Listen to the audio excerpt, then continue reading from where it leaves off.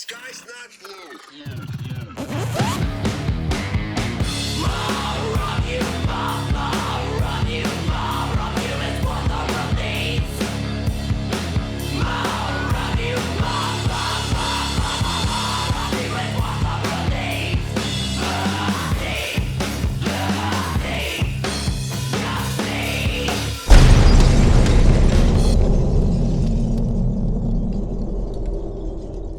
Welcome back to the Cult House Podcast. I am your host, the scholar of spite and the Saturday Night Delight, Roger Riddell. Joining me today, he is the vocalist for New York death metal band Undeath, Alexander Jones. How you doing today, Alex?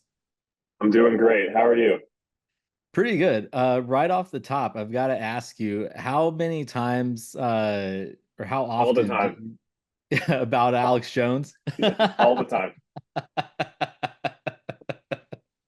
I'd say out of every 5 or 6 interviews that I do, at least 2 or 3, it comes up.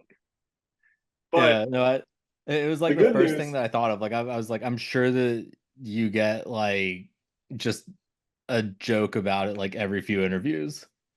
oh my God, constantly. And you know what? Like before Trump and before, Alex Jones kind of became this like less of like a fringe guy and more of a mainstream character, like it never happened. And then it was just one day overnight, like it was like, oh, I heard what you said about Obama on InfoWars. Like that was kind of crazy. And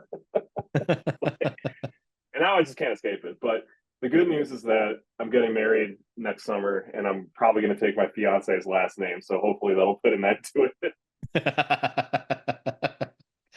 Yeah, no, as much as like some of the like conspiracy stuff can be kind of funny at times, like it's gotten so ridiculous in the last few years. Yeah, and you know what? Like back in the day when he was just doing like Bohemian Grove shit and like really kind of out there stuff about satanic celebrity cabals and whatever, like that was at least entertaining. But then, all the Sandy Hook shit happened and he just kind of went down a completely different path and it's not quite as funny anymore. Yeah, that's like that's one of like the boundaries for me is like once you're claiming that dozens of kids didn't really get murdered, it's too far. I would agree with that. I think that's a good boundary to set. Yeah, I do enjoy the number of people that are open about believing that the earth is flat now though, because it's given me a good excuse when I'm on an airplane and I don't want to talk to anyone. And someone like next to me really wants to talk. I always get the window seat just in case this happens, because if they're trying to chat me up and I'm just not in the mood, I can start looking out the window and be like, you see that out there? Like everyone keeps telling me that this planet is round, but that horizon looks flat to me. What do you think? It's flat, right? It's flat. And then they don't want to talk anymore. I mean, that's a good strategy, but you're also kind of playing a dangerous game because you're kind of like rolling the dice until one day you sit next to somebody who's like, I know. You're like, it is flat. And then now you have to make conversation with a flat earther for however long.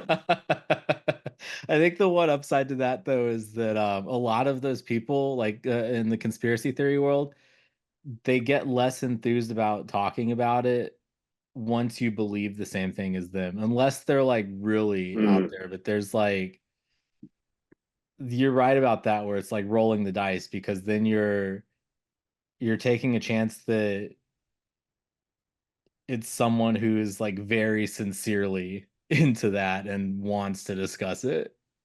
that's very true. So yeah, let's talk about the new Undeath album that's coming out in October. More Insane. I've had a chance to check some of it out. It was my introduction to you all, and I really dug what I've heard. It's got a classic death metal feel, but it also feels like it's updated for just the production standards of today. It feels a lot crisper than a lot of classic death metal, but it's got that familiar sound to it, you know what I mean? Sure. Yeah, totally. I mean, that's kind of what we're going for. We wanted to kind of just boost the production game a little bit this time around, but still kind of retain everything that is true to us, which is just playing death metal. You know, that's what we do. It really doesn't get more complicated than that. So yeah, I'm glad that you picked up on that. Yeah, and tell me about just how Undeath came about, since I'm, fairly new to the band. Yeah, totally. So we started practicing in like it was around like Thanksgiving 2018. That's kind of when the band first got going in a very primitive sense.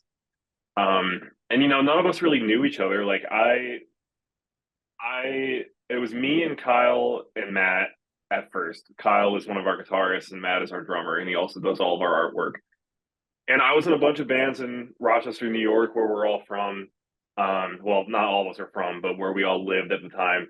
I had lived there for like 11 years, but I digress.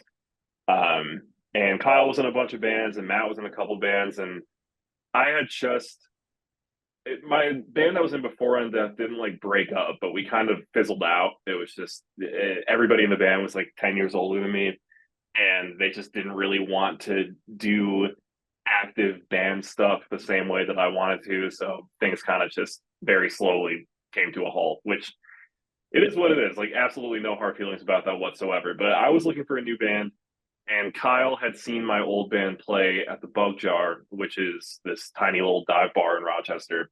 And we were opening for Defeated Sanity. And Kyle saw us play, and not long afterwards, he hit me up on, it was like Facebook Messenger or something, and asked me if I had any interest in trying out for a death metal band that he was doing.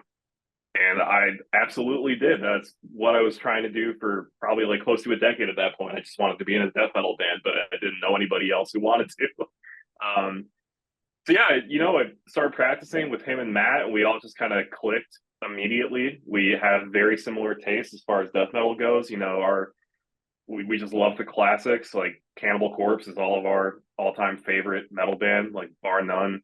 Love Ball Thrower, Cryptopsy, Carcass, just stuff that's very riffy.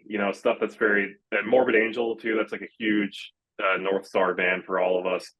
Um, so yeah, deep love and respect for the classics, and we just got together and geeked out about that kind of shit, and uh, wrote the demo really fast. I mean, I think by the time I showed up, Kyle and Matt had our first demo pretty much all the way written, so we got going pretty quick. But yeah, that's the origin story of the band for sure.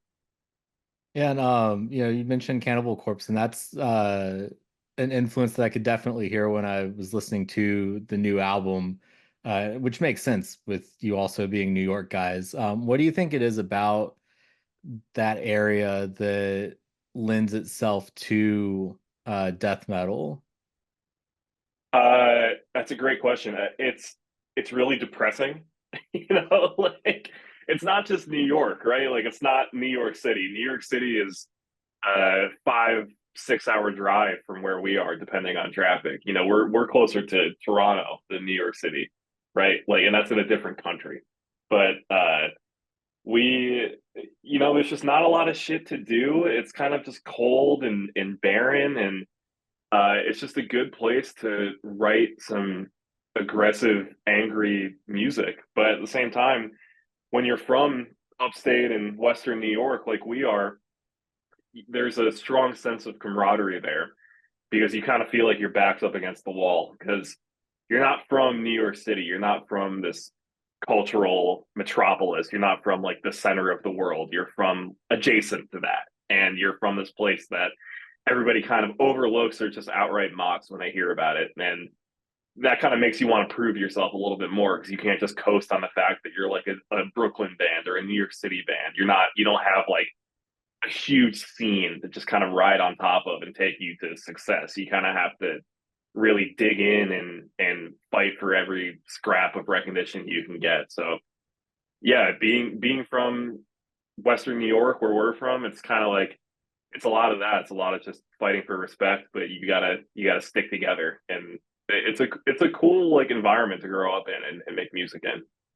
With the album sound, when I was mentioning that it's got kind of like a crisp air to it, it's interesting because it's like it's brutal and pummeling, but it also feels warm, Like how does that sort of um dynamic come into play? Because I know like there's another interview that I listened to in preparation for this where, you had mentioned that a lot of the death metal bands that had relocated to Florida, you could tell that they were a little bit more hopeful in their music because they've got access to the beach. But it's like I can kind of hear that sort of like warmth to your all sound, even though you're not like a Florida band.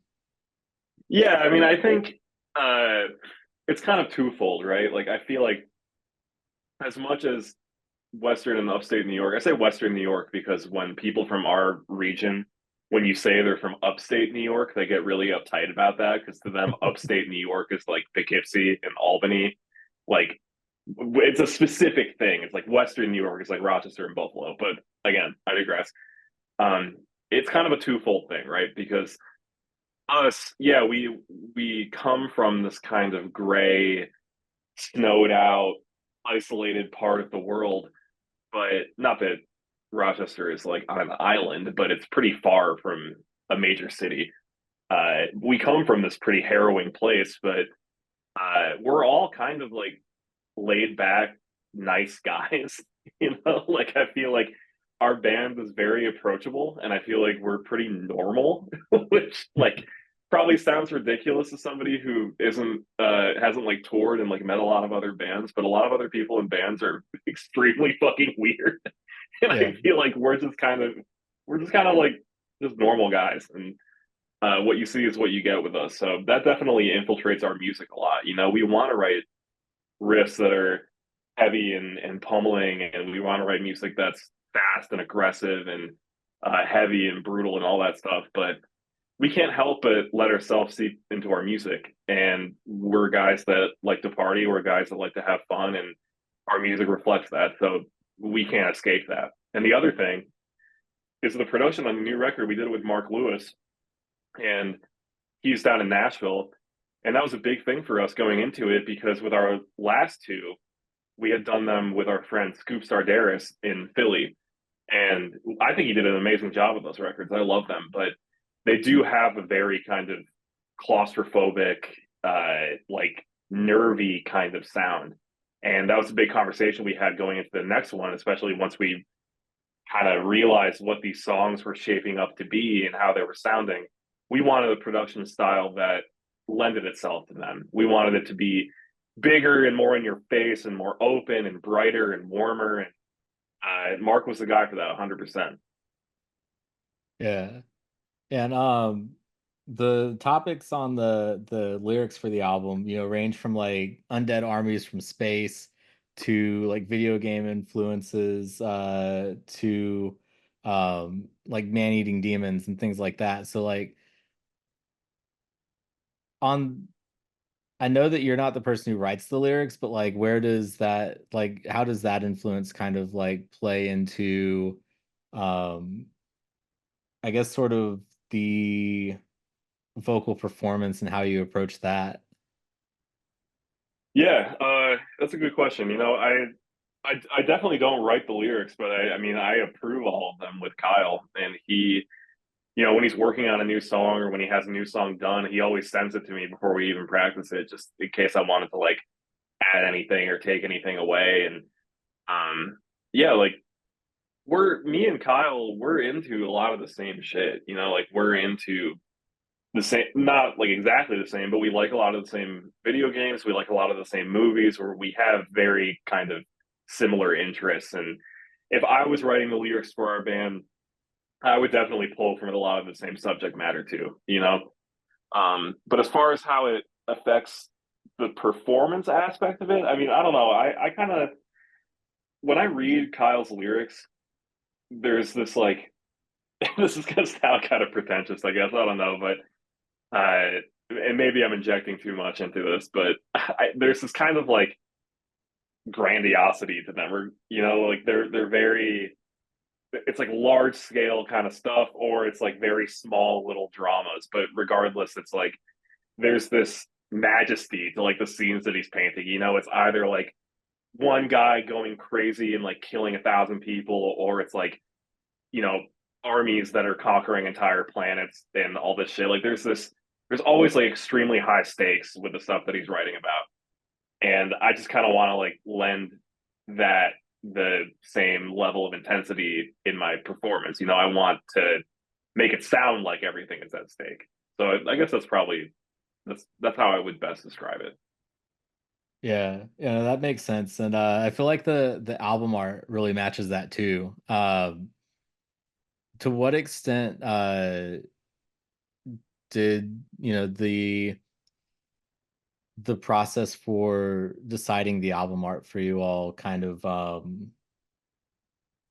guess sort of go into a place of like, how do you know when you found the right album art, or like, what the right theme is? Because it's the cover for More Insane, I think, is one of those albums where back in the day, like if I was going through like the CD rack, that would have been something that would have jumped out at me, and I would have probably checked it out just on the art alone. Yeah, I mean, totally. That was definitely a huge part of it, was just making sure it was something that was grabbing and something that was immediately kind of intense to look at and something you wouldn't forget. Um, but you were extremely lucky in the fact that Matt, our drummer, he does all of our album art for us. He's like an extremely talented painter. He's just an amazing artist, and um, he has always had just kind of a great vision for what he wants for these covers, and it never diverges from what we kind of picture for them. Generally, how it goes is him and Kyle kind of sit down and have some discussions about what they're kind of picturing the album to look like. And generally, they're on the same page and they bring it to all of us, and we're on the same page. And there's a lot of trust too. Like, we know that whatever he decides to paint, Matt is going to paint something extremely sick. So we just kind of let him go. We'll go with it, and we have discussions about it, of course. But ultimately, it's in his hands, and we know that he's going to make something that we can all be excited about. But as far as how it looks this time around, yeah, I mean, it was really intentional in that we wanted it to just like reach out and grab you. We wanted it to have a white, like an off-white background, and just something really fucked up and sinister looking right in the center, so that, like you said, if you were flipping through the racks at a record store and you're looking at all these dark blue and purple and black album covers, which I love all that shit, but you're flipping through all that stuff and it starts to look the same, and then bam, you hit this white album cover with this giant grotesque head on it that's cracking open and revealing this like sprawling cemetery. You would want to pick that up and be like, what is the deal with this band? Like, I have to listen to that. So those were definitely intentional choices. Yeah, and when it comes to album art, what are just off the top of your head, like some of your personal favorites from over the years? Oh man, that's a really, really good question. Personal favorites from over the years. I love the Blood Upon the Altar demo from Blasphemy. That's like a really simple cover, but I just feel like it's very evocative. I've always, that kind of like war metal style where it's just black and white and red and that's it. Like, I've always just really enjoyed that. I think it's a really cool, consistent artistic thing that those bands do. Um, Besides that, I mean, man, there's so much. Like the the death cover, like the early Ed Repka ones, like Leprosy. Those covers are fantastic. I love those. I love like big bright covers like that too. Um, all of the, what is it, Games Workshop, like the Bolt Thrower covers, like Realm of Chaos and stuff. Those are just fantastic. Um, yeah, I mean, but my favorite Bolt Thrower cover though is probably Mercenary. I just love that scene on the cover. I think it's very kind of. I would imagine if you were going through a book of Warhammer themed paintings and you got to that one, that wouldn't jump out at you as like the first thing you would want to use for an album cover. It's just like a couple of guys laid back, like overseeing a battle scene, and they've got like snipers. But I think it's a really cool choice, and yeah, I love that cover. And the None So Vile cover by Cryptopsy is a favorite too. I mean, obviously that's just like a painting, but Yeah. I think that was great too, and it's a classic for a reason. Yeah, you mentioned Leprosy, and I think one of the best albums that I ever bought when I was in high school, like however many years ago it um, was the Spiritual Healing. Because I was just Hmm. flipping through the CD racks, saw that, and I was like, oh, this looks like all of the like church people that I grew up around. So it just like it immediately made me laugh. And I picked it up and I was like, this is one of the best choices that I ever made. Like having not heard Death at all at that point, and that being like my intro to them, and it was all just a decision made on album art alone. Yeah, I mean, those early Death covers are just something else. Like they're so good. Like they're all just iconic. Like the Scream Bloody Gore one is obviously just incredible. Leprosy is amazing. The Human cover is just so like bizarre and intense. Like I love that one too. Um, yeah, another one that actually kind of ties into our album, it ties into More Insane, is the Iron Maiden cover for Somewhere in Time. Yeah. Um, because when we were driving on tour sometime last year, and we were kind of talking about what we wanted the cover to look like in the van, we were listening to all of the Iron Maiden albums front to back. We were doing like an Iron Maiden discography run, and we were listening to Somewhere in Time, and I kind of pulled up the album cover on Google Images, and I was looking at the back cover because I don't think I had seen it in a long time. And I noticed that on the bottom, they whoever the artist is, I forget his name right now, but he's so good. He painted the band as kind of like interdimensional time warriors, and they're just like there. And I just thought that was such a cool choice. And it's something that bands don't really do anymore, like having themselves painted into the album cover. So Matt and I talked about it, and he agreed that he thought that would be a good idea. So now on the back cover of More Insane, we're kind of painted into the spine of this godhead thing, and we're like in these little pods.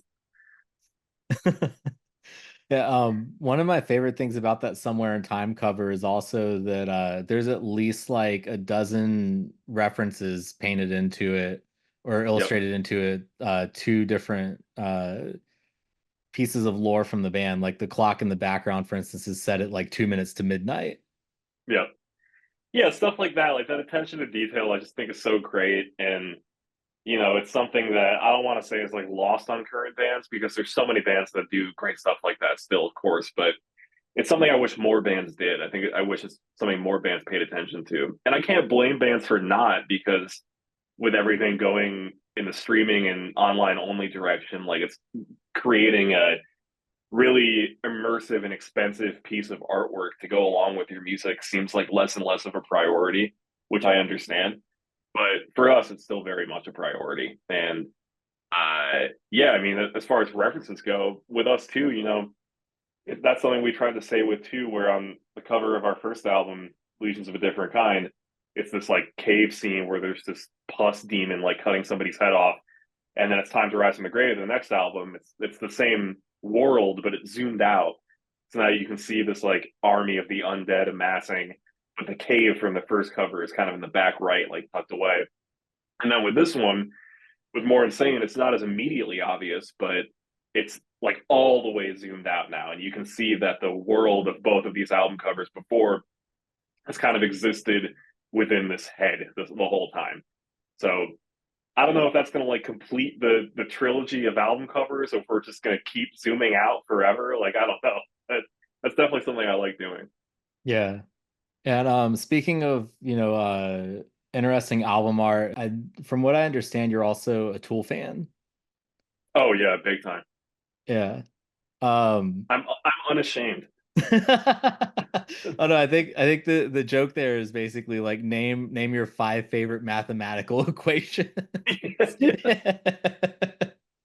Yeah, dude, I love Tool, and I got so much shit from it from Kyle specifically because he just like despises that band. But like, I think they're so good, and I know a lot of it is wrapped up in nostalgia because they were kind of like one of the first like darker bands that I ever listened to. I wouldn't say necessarily that Tool is like a metal band, but they're more of like a kind of hard rock band with metal leanings. But yeah, I definitely have like a big soft spot for Tool for sure.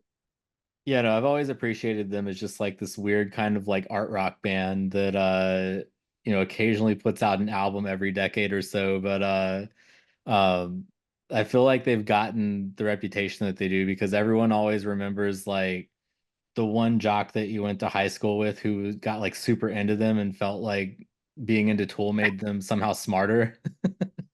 Yeah. Well, that's a great point, and I've always kind of maintained this about Tool that like people I feel like just get that band wrong. They just completely misinterpret that band, and I think that the common misinterpretation, and Tool is 100% guilty of like putting this out there, but I feel like the misinterpretation with Tool is that like yeah, they're this rock band, right? They're this heavy, hard, like progressive rock band. But if you look under the surface, like this song's about the Fibonacci sequence, and like this song's about fucking taking mushrooms, and this song's about Terrence McKenna and like blah blah blah and all this shit. And there's all these hidden meanings in the songs and coded messages and like that stuff is there. You can't deny it. And that's definitely like a key aspect of that band's allure and why they've stuck around for so long. But to me, the secret with Tool is just that they're a sick band. And all the other stuff like that I just talked about, all like the hidden encryptions within their music, that's all just window dressing. Like the real interesting stuff that's happening with Tool is just the fact that they write great songs, and everything else is just kind of a distraction. And I feel like once you kind of flip your perception of Tool in that way, where it's more about the music and less about all of, like the baggage that comes with it, it really helps people's appreciation for what that band is writing. Yeah, yeah, because I think as complex as their stuff can sound at times, it's still very simply arranged in a Yeah, way that makes it catchy. And to your point, that they make it feel a lot more complicated than that with all that window dressing. definitely. And yeah, like I said, like they know what they're doing, right? Like they're smart guys. They're good at marketing their band and making it seem like this elaborate construction that they've made. But I mean, like 46 and 2, Schism, like all of the like Zombie, the Pod, I could go on. Like they're just pop songs. They're just well constructed pop songs with pop structures, and but instead of being 3 minutes long, they're 7.5 minutes long. Yeah. Yeah, the my favorite piece of trivia about that band is that their guitarist Adam Jones used to work in like movie effects and he worked on stuff like Jurassic Park, which when I first found that out, it kind of blew my mind because it's like how many highly successful careers can one person have? Yeah, and then Like he it just wasn't stumbled enough that you into were good at being. making dinosaurs for a movie. Now you got to be good at being in a band. He's just like, oops, now I'm in one of the most successful rock bands ever. Yeah. Um, so on the same topic of liking stuff that would get you laughed out of a room by metal elitists, what are some other like I guess sort of like guilty musical pleasures that uh people are hesitant to hand you like the aux cord in the van? um, I wouldn't say guilty. Like, I think I used to have a lot of shame about like the stuff that I liked that wasn't extreme brutal metal, but like the older I get, like the less I give a shit about how that's perceived. Like I'm not putting on any airs that I'm this like elusive occult figure that like lives in the shadows. Like I'm just like a guy who like is like a delivery driver by day and I play in a death metal band by night. Like that's kind of all there is to me. But I mean, bro, like there's so much shit. Like I love Dave Matthews Band. Like I love jam bands like that. Like Fish is a bridge too far for me. I can't really get into Fish, but like Dave Matthews, Grateful Dead, stuff like that. It's just great. I love that music. I love just throwing it on when I'm in the backyard, like just doing work and when I'm just like driving around. Like that's just so good just to throw on and kind of zone out and listen to. Love that kind of stuff. That is another thing that the members of my band torment me about the fact that I am a Dave head. They just will never let it go and they can't understand it. But it's just good music, man. You gotta just let yourself go. You gotta lose yourself in those crunchy jams. Yeah, no, here in Chicago, the Dave Matthews Band is probably best known for doing like one of the most unintentionally metal things ever, and Yes. dumping their buses like waist tank over a bridge onto a boat full of tourists. Yeah, I was watching a Cubs game recently on TV, and they cut to like right behind home plate, and Dave Matthews was sitting there just like with his friend, and I was like, is he allowed in Chicago? like, like, do they know he's there? Isn't there like a lifetime ban like in place? I just it's still funny to me, like even all these years later, to think about just like you're on and you're an unsuspecting tourist on like this boat architecture tour, just passing under a bridge, and then just like shit and piss rains down on you. And later you find out that it's from Dave Matthews. Imagine like just viscerally hating Dave Matthews' music before that. You know, like he was your least favorite artist in the world. Like you just couldn't understand his appeal, and then like the next day, he's just literally shitting on the top of your head. Like I would be out for blood. That is poetic though. Like if someone was just like figuratively shitting on Dave Matthews leading up to that, and then he just literally shits on them. Yeah, there is kind of like a karmic retribution there. Yeah, But no, I'm yeah, I'd say that like Dave Matthews and Tool are probably my biggest. If you could call them guilty pleasures, I mean, I don't know. I'll gladly talk with anybody about that stuff. Like I wear those legs proudly, but yeah, that's definitely the shit that I get the most flack for, like within my own band for sure. yeah, no, I'm with you on like the guilty pleasure terminology too, because like the older that I get, the more I'm just like, if something makes you happy, then like why feel guilty about it? Yeah, like As long as it you're not doesn't like hurting matter. anyone, if you're not, if what No, makes you happy isn't like killing people. yeah, right. And I feel like most people listen to death metal so that they don't kill people, right? So like, let's all just be one happy family here. What is your stance on death metal bands wearing shorts on magazine covers? I mean, I've never really considered magazine covers. I mean, for us, I will tell you that we do have a no shorts on stage policy. And that doesn't really stem from anything other than the fact that we just think it looks sloppy. And like Matt, our drummer, again, he can do whatever he wants because he's basically back there every night behind the kit, like running a marathon, you know, like so he can wear shorts. We're not going to be mad at him about that. But for the rest of us, we try to look presentable, and we try to at least like wear pants. like you know, sometimes I'll watch bands and they're up there in like basketball shorts and flip flops, and I'm like, you couldn't even have like gotten dressed to go on stage.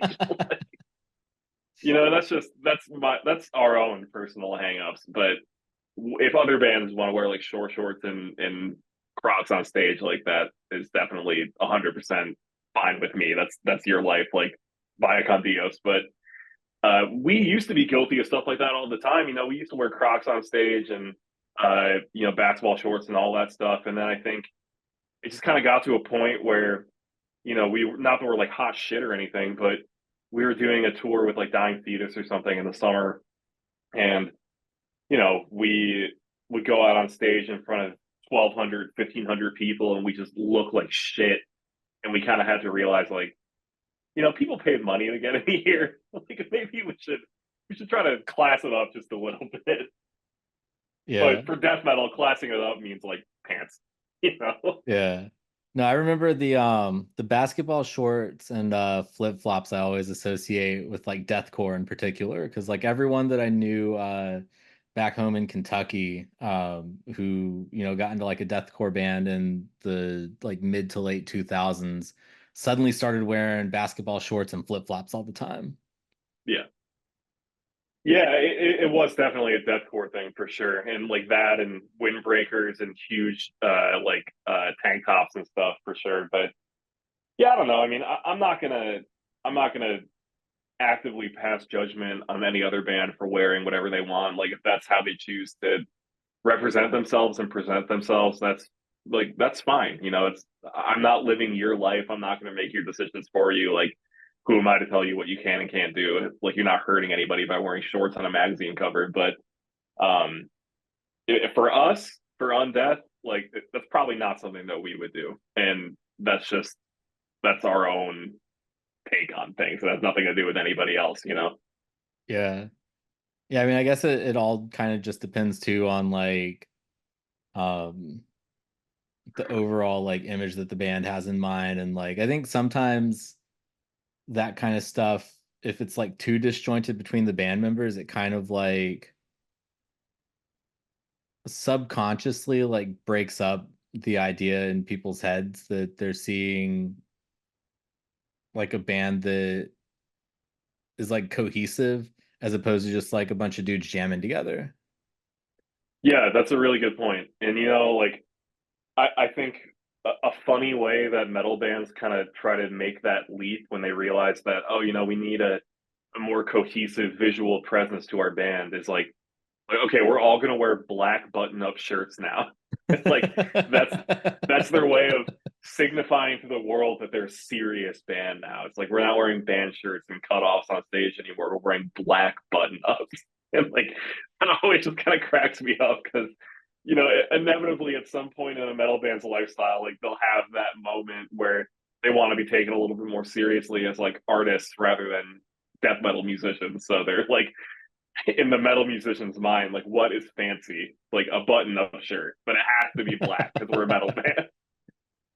Yeah. So like, I love when that stuff happens, and I just think it's very charming. But yeah, I mean, I don't know. Like we definitely spent a lot of those early days kind of just wearing whatever we wanted on stage. Not that we don't still, but we definitely have a little bit more of a I don't even know what you would call it, like just they're not even rules, but just like codes of conduct on stage that we try to like casually follow. Yeah. Yeah, and I think part of it too is that like a lot of metalheads, as much as they don't want to think about image or like say that they don't care about image, like you still care about image to an extent, or you wouldn't have like whatever look that you have, ultimately at the end of the day. But I think a lot of people, when you say that, when you talk about like a band having a specific image or whatever, I think for a lot of people, sometimes that jumps to like a band having like stage costumes or something like some black metal bands do, or, things Yeah. along those lines. But it's people always jump to like uniform type stuff.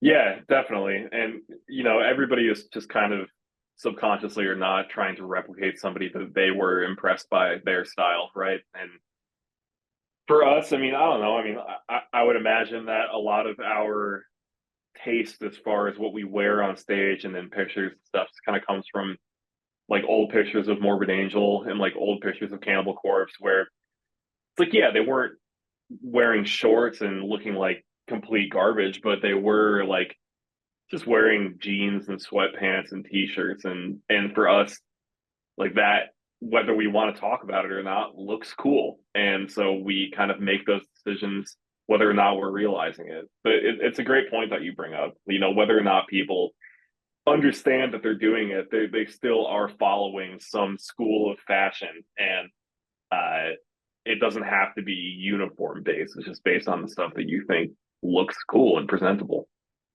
Yeah, yeah. I mean, I think to your initial point too, like the thing for me that can sometimes throw off a band visually is if I see them on stage or like I see a photo of them and I'm like, I don't know if these guys look like they would actually hang out together.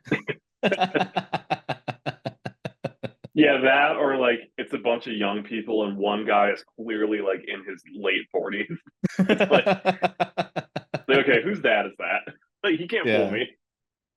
I mean, it's kind of worked for some bands over the years. Like I know with Motley Crue, for example, Mick Mars was always like the weird old Jack Skellington looking dude among like these three like younger looking like junkie guys.